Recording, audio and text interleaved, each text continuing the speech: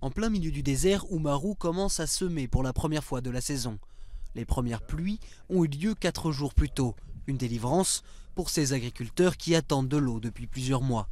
Les crises alimentaires s'enchaînent dans cette région du Sahel. Les mauvaises récoltes des dernières années ont empêché les agriculteurs de faire des réserves.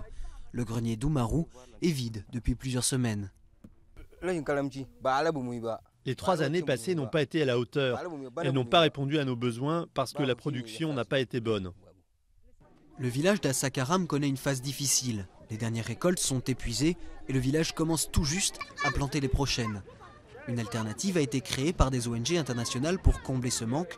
6000 banques céréalières au Niger stockent les vivres pour éviter une augmentation des prix.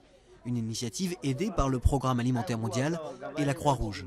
On achète les céréales en période de récolte, lorsque le prix sur le marché est abordable.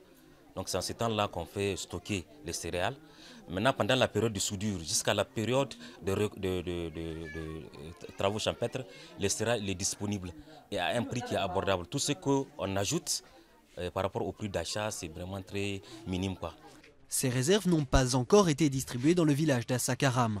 Les habitants se sont mis d'accord pour n'ouvrir la banque alimentaire qu'au moment des travaux dans les champs, lorsque le travail physique est le plus éprouvant. Les conditions de la répartition seront décidées par un conseil du village. Nous appelons une grande mission pour les membres. C'est eux, on va nous donner le prix des mesures. C'est eux, on va nous donner combien chaque membre qui va acheter combien de mesures. La banque céréalière pourra peut-être permettre aux 470 habitants d'Assakaram d'éviter une nouvelle crise alimentaire. Au Niger, cette année, 6 millions de personnes sont menacées.